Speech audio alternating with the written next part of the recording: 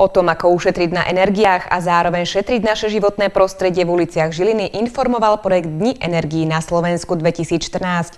V priebehu mesiaca jún bude putovať aj po ďalších mestách a približovať ľuďom solárne systémy, tepelné čerpadlá, obnovu bytových a rodinných domov či elektromobilitu. V rámci celoeurópskeho mesiaca venovaného udržateľnému využívaniu energií prišiel aj do Žiliny projekt Dni energií na Slovensku 2014.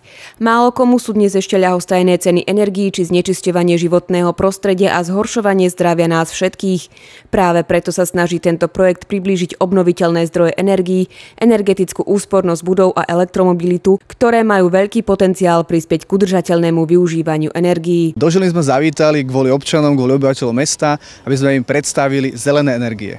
V rámci projektu Dni energií na Slovensku 2014 a 4 miest vybraných najväčších Bratislava, Košice, Žilina, Banská Bystrica chceme ľuďom odprezentovať zelenú energiu a elektromobilitu, udržateľnú dopravu a samozrejme energetickú efektívnosť budov. Slovenská republika chce dotáciami a zvýhodnenými pôžičkami motivovať občanov ku kúpe malých ekologických zdrojov energie, k zatepľovaniu či modernizácii vykurovania. Zároveň navrhuje kroky k podpore elektromobility. Slovenská republika požiadala Európsku komisiu o nejakú výnimku, aby mohli byť eurofondy vyplácané priamo domácnostiam na kúpu týchto malých ekologických zdrojov elektriny a tepla.